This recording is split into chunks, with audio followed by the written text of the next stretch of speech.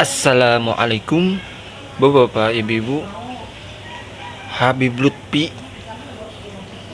marah. Orang ini mengkritik Habib Lutfi karena membela oknum-oknum Habib yang salah ya, Bapak-bapak, ibu-ibu. Di sini masyarakat mulai sebenarnya udah mulai ada yang sadar ya kepada oknum Habib yang ceramahnya kadang ada yang kurang pas atau kuropat seperti itu ya, Bapak Ibu.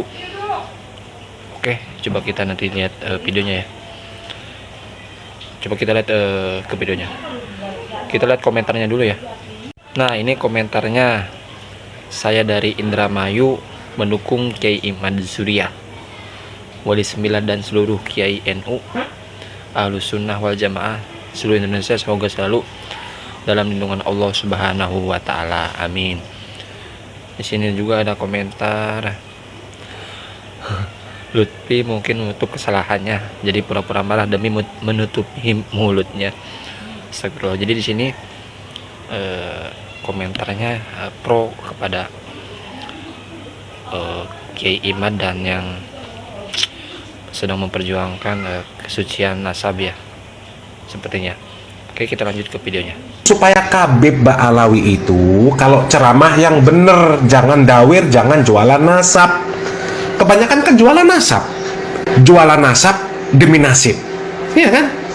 Dan orang-orang yang mengkritik para Habib Ba'alawi itu, mengkritik kesalahan-kesalahan, kemudian membongkar kesalahan-kesalahan para Habib Ba'alawi, itu bukan hoax.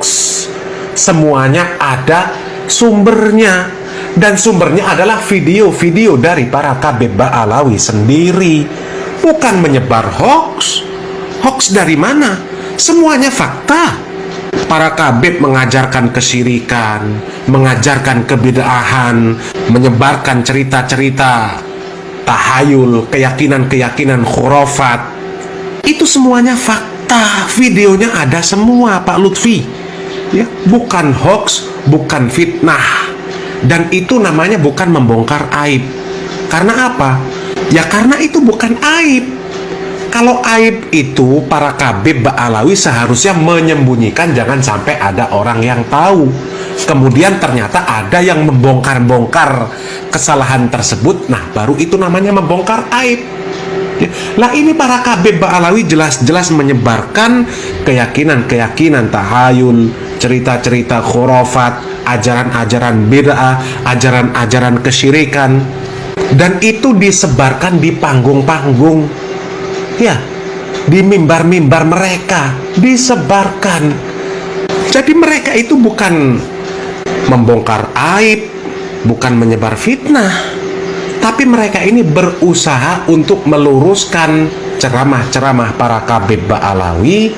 Ya, mereka berusaha menyelamatkan umat dari kesesatan-kesesatan yang diajarkan oleh para Habib Ba'alawi. Ada framing dari nilai-nilai akhlak Rasulullah SAW, bahkan yang mengaku keturunannya mulutnya kotor, caci maki sana sini. Saya mengatakan satu orang Habib yang bodoh lebih mulia daripada 70 kiai orang Jawa. Tuhan ngomong nggak benar itu. Habib walaupun zina, walaupun minum arak, pasti masuk surga. Dunia tengah berubah. Berbagai tren neokolonialisasi bergerak dan berkembang secara masif dengan berbagai pola gerakannya.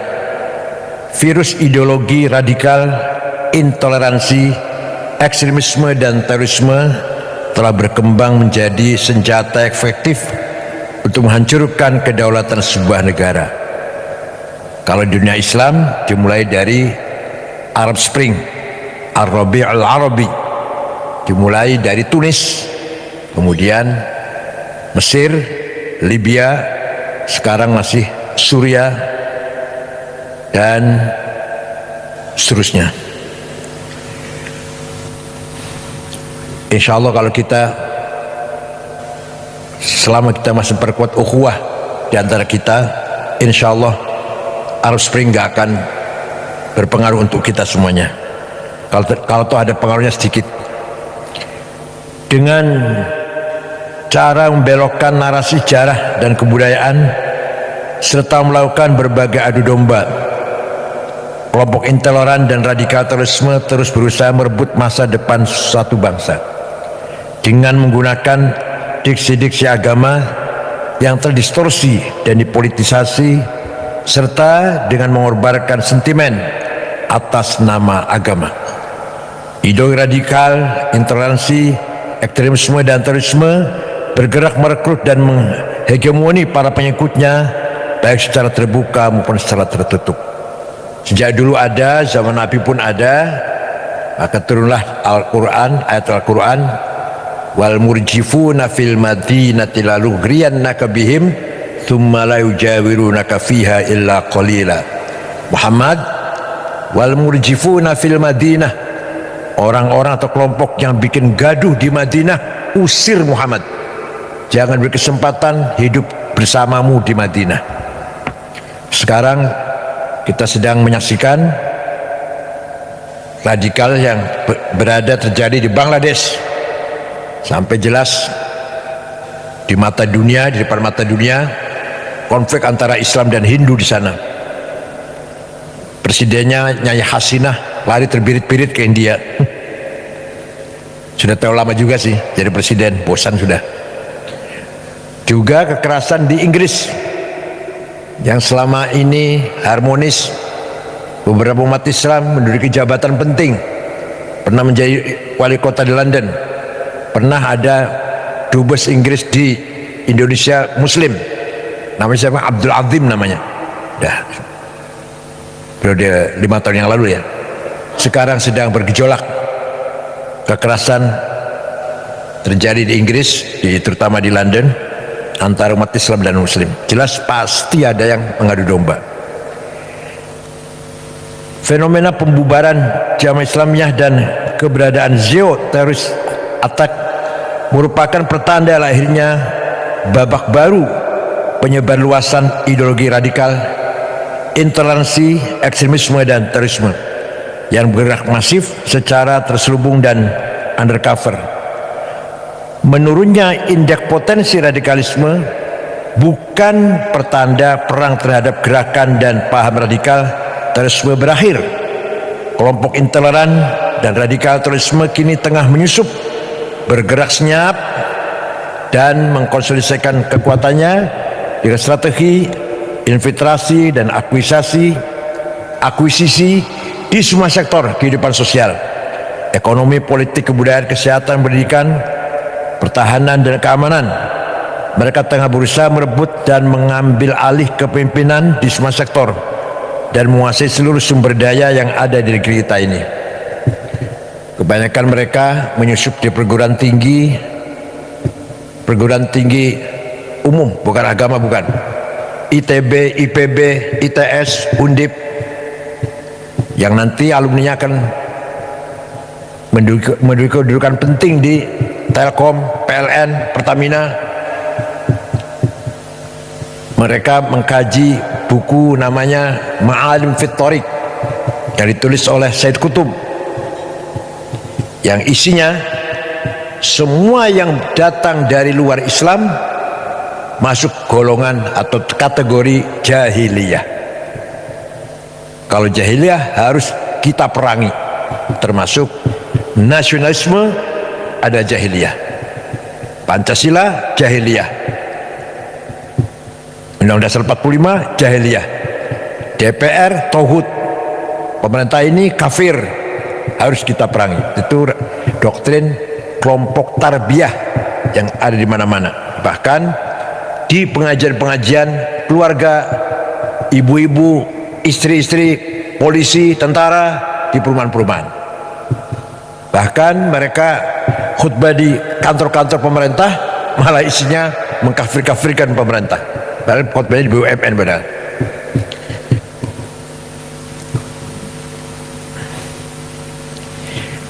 para penyelenggara negara, aparat penegak hukum dan khususnya BNPT harus lebih waspada dan melakukan screening secara lebih detail terhadap sel-sel intoleransi dan sel-sel radikal terorisme yang lebih luas di ruang publik. Karena sel-sel tersebut tidak lagi menunjukkan tampang garang dan bergerak secara sembunyi-sembunyi, tetapi dengan terang benderang mereka bergerak menggunakan berbagai identitas dan cover, baik sebagai politisi, polisi, tentara, pebisnis, pendidik, agamawan, atau profesi lainnya. Di kelompok polisi ada namanya polisi as-sunnah. Harus kita awasi lah kita. Alhamdulillah hadir tengah-tengah kita Bapak Dr. Sony Haribowo ya Pak ya. Ini ahli cyber security, terutama di bidang jasa keuangan, perbankan, domisili di New York, kebetulan lagi pulang Indonesia, dan aktif di SAS Center. Beliau sebagai Dewan Pakar. Terima kasih atas kedatangannya. Ada Pak dari SAS Center, ada Pak Singgih, ada Pak Gus Gofur, Mas Pungki, satu lagi apa? Mas Pungki, Pak Dwi. Mas Pungki ini dulu wartawan, apa sekarang masih wartawan juga.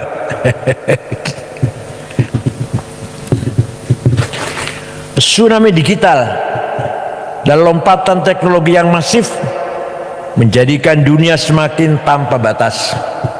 Kecepatan informasi yang tidak mudah dibendung menjadi peluang bagi kelompok intoleran dan kelompok radikal terorisme untuk menyebarluaskan paham dan nilai-nilainya secara terbuka dan pengaruhi alam bawah sadar generasi digital. Sosial media dan berbagai platform lainnya dapat menjadi alat propaganda efektif bagi kelompok radikal untuk menciptakan kondisi chaos dan disharmoni di tengah-tengah masyarakat. Sangat banyak. Di TV pun masih ada penceramah yang mengarah pada radikalisme yang kita tonton tiap pagi, begitu di radio, seperti TV Ar-Roja, Arisalah, Al-Wisol, masih banyak lagi, antara lain saja itu. Pesantren, Az-Zaitun, As-Sunnah, Eskariman, Bukhari Muslim, Yayasan Ali bin Abi Thalib, dan lain-lain. Ulil Albab di Lampung.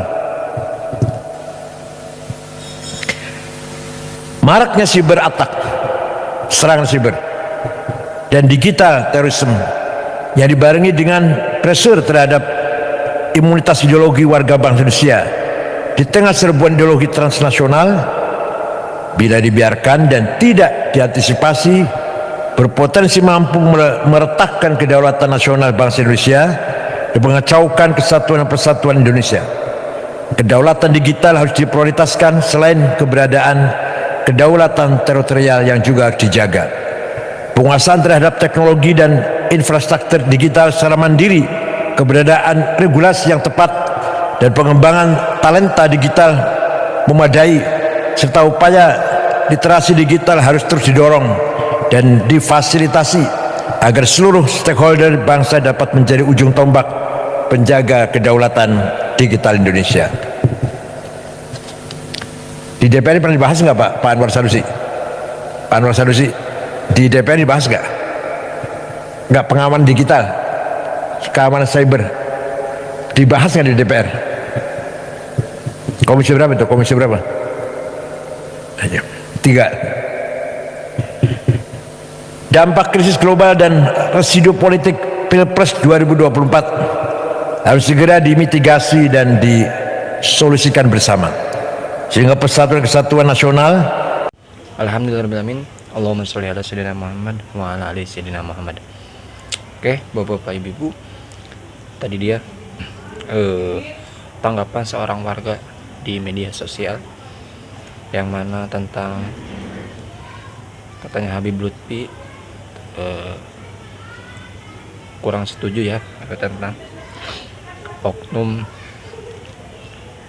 ini ya. Ya gitu ya, yang Habib yang nggak bener kata orang ini, cuman nggak tahu kan kita aslinya ya. Mungkin Habib Lutfi juga saya pernah dengar sama menentang para oknum Habib yang nggak berakhlak gitu ya, yang ceramahnya menjual nasab demi nasib ya, bapak-bapak ibu-ibu. Tadi juga ada Kiai Haji Said Akil Siraj yang mana masya Allah ya, ilmunya penuh dengan wawasan, intinya mengingatkan kepada ya, sebagai seorang penceramah, mengingatkan kepada ya yang suka penceramah lainnya atau yang pendakwah lainnya, jangan sampai umat menjadi bingung ya, terus dibodoh-bodohi seperti intinya jangan membuat bingung umat gitu ya, bapak-bapak ibu-ibu. Oke, kita berdoa semoga para ulama kita, para kiai-kiai kita, Allah panjangkan umurnya, Allah sehatkan badannya, amin ya Allah ya rabbal alamin. Dan kepada para habaib yang benar, yang lurus, Allah juga panjangkan umurnya, amin amin ya rabbal alamin. Oke, bapak ibu, Allahumma sholli ala sayyidina Muhammad wa ala sayyidina Muhammad. Terima kasih. Assalamualaikum warahmatullahi wabarakatuh.